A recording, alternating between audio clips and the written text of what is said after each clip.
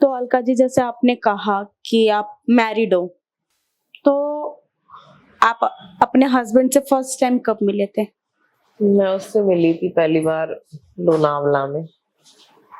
तो पहली मुलाकात उसकी मेरी ऐसी थी कि हम लोग कहीं शूट शुरू करने जा रहे थे। शूट से पहले हम लोग मतलब ढाबे में बैठ के खाना वाना खा रहे थे। ढाबे पे? हाँ, मतलब सुबह नाश्ता वास्ता कर रहे थे, चाय वाय वगैरह पी रहे थे वो लोग। अब वो उस टाइम ढाबे पे ही आया, डायरेक्ट सीधा सेट पे भी नहीं आया, सीधा ढाबे पे आया। अब वो आया तो मुझे देखे जा रहा है, इतना बड़ा मास्क लगा रखा है फेस पे, फेस कवर, मतलब दिखने में अच्छा ही था वो। बाल वाल छोटी वोटी बना रखी, पर्सनैलिटी अच्छी लग रही थी। बाल लंबे हैं? बाल लंबे थे उसके, अब कटवा दिए, उस टाइम पे लंबे थे। तो मैं उसे देख रही थी उस टाइम पे, वो मुझे देखे जाए, नोटिस किए जाए। मैंने इग्नोर कर दिया जानबूझ के। मेरे साथ तो पहले ही बेकार दुर्घटनाएं हो रखी है, तो मुझे ऐसे किसी पे ट्रस्ट नहीं होता था। मतलब सीधा देख के मुड़ जाना, यही इग्नोर कर दिया। फिर उसके बाद जब हम लोग सेट पे गए, मैं नहा के आई, नहाई भाई आके, उसके बाद मैं बाल वाल पूछ रही थी। वो स्विमिंग पूल में नहा रहा था और स्विमिंग पूल से भी मुझे देख रहा है।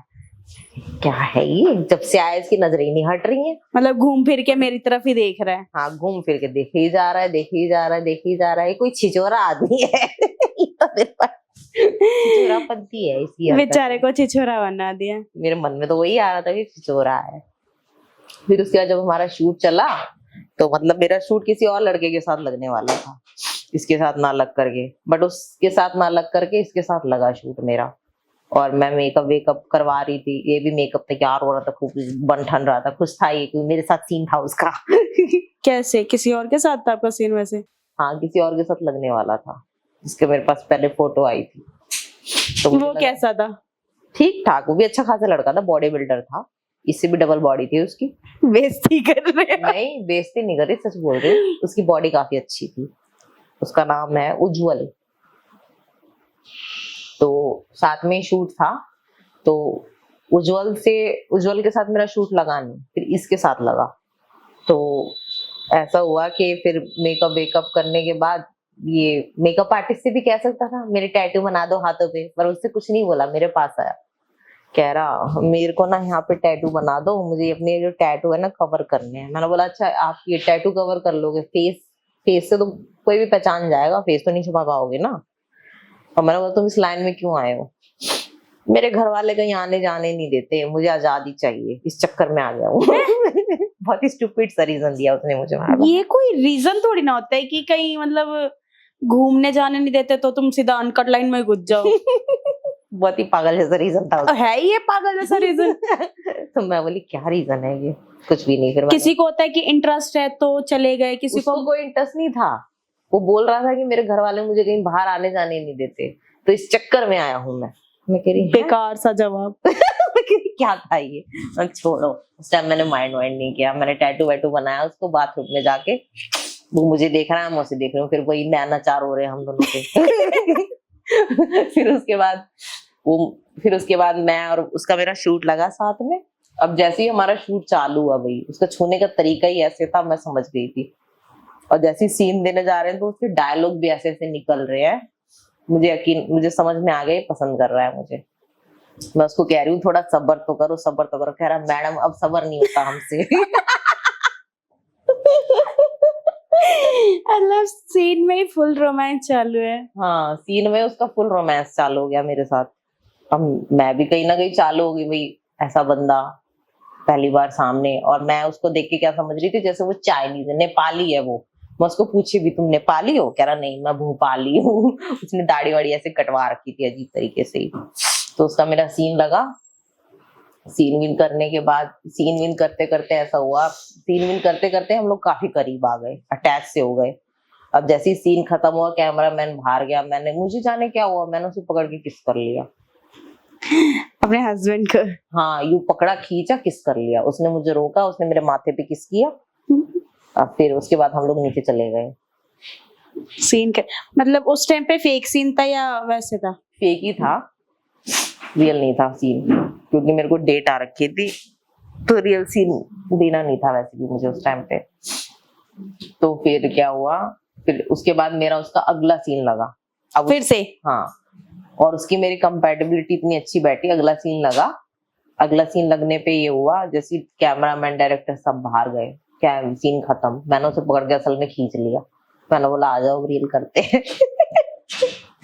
फिर हम लोगों ने यार तुम तो बहुत बड़ी हफ्सी हो। रियल रोमांस करा हम लोगों ने, ठीक है। फिर उसके वही शूट पे ही, शूट पर ही कोई था ही नहीं रूम में, हम दोनों थे बस। सारे चले गए थे जब क्या? सब लोग नीचे थे, मतलब एक जिस रूम में हमारा सीन चल रहा था ना उसमें कोई नहीं था, उसमें हम दोनों थे और कैमरामैन था बस। और कैमरामैन अपना सीन निकाल के चला गया बाहर। उसी चीज का मैंने फायदा उठाया क्योंकि मुझे लगा रूम में कोई है ही नहीं और मैं अकेले है। वाह बेटे, तो खूब मजे लिए। हाँ, फिर उसके बाद रूम के अंदर हम लोगों ने खूब मजे किए। पहले तो मना कर रहा था, कह रहा नहीं आपको तकलीफ होगी। मैंने बोला मुझे कोई तकलीफ नहीं होगी, आ जाओ तुम। देखो गाइस कितनी बड़ी हफ्सी है, लड़के को छोड़ा भी नहीं, अकेले पाकर तो खाई गई। अरे यार एक बात बताओ, लड़का जब खुद चाह रहा था तो मैं क्या कर सकती हूँ उसमें। और लड़का भी ऐसा सीन खत्म होने के बाद मेरे ऊपर से उतरने का नाम नहीं ले रहा है। फेक सीन था। हाँ, फेक सीन में भी मेरी आंखों में आंखें डाल के ऐसे मेरे ऊपर ही लेटा पड़ा है, वो हट नहीं रहा है वो। तो उसके बाद रियल कर लिया। हाँ, जब हट नहीं रहा है तो मैंने ऐसे पकड़ के खींच ही लिया, मतलब तू रियल में ही आ। तो फिर रियल सीन किया आप लोगों ने? फिर हम दोनों ने रियल में कर लिया वैसा कुछ। फिर जितनी बार हम दोनों ऑफ कैमरा जा रहे थे हम लोग करे ही जा रहे, मतलब उस दिन हमारे बीच 15 बार रोमांस हुआ है। अरे बाप रे। हाँ 15 बार, मतलब 15 बार हम लोगों ने किया। इंसान हो या हैवान हो? उस टाइम हैवानियत जैसे ही लग रहा था सब। क्यों, सालों के भूखे प्यासे थे ये दोनों? ऐसे ही लग रहा था मुझे, उसकी हालत भी देख के और अपनी हालत भी देख के।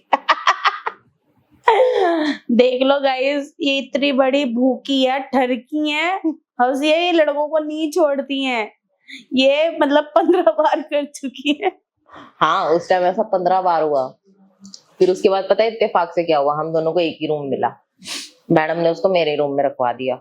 तो जिस रूम में वो और मैं रुके थे, वहीं पे भी हमने काफी बार फिर रोमांस किया। वहां पे मैं उसको चैन से बैठने नहीं दे रही थी, जैसे ही बैठने जाए चैन से मैं पकड़ के खींच लूं। कहता क्या है, कितनी बड़ी हफ्सी हो तुम। फिर हम लोग शाम को गए मूवी देखने, जू बीच घूमने, ऐसे मतलब हम लोगों ने काफी अच्छा क्वालिटी टाइम बिताया 3 दिन।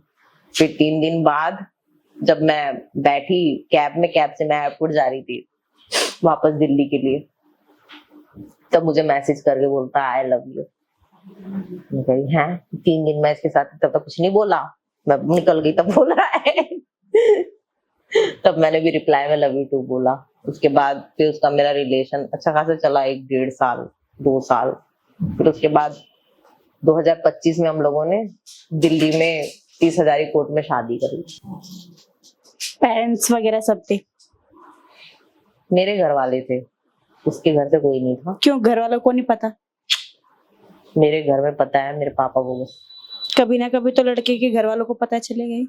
अब जब की जब देखी जाएगी। अब जब रिस्क लेने से पहले उसने नहीं सोचा तो हम क्यों सोचे। बात ये भी है। बस वही वाली बात है, दोनों ने रिस्क ले लिया।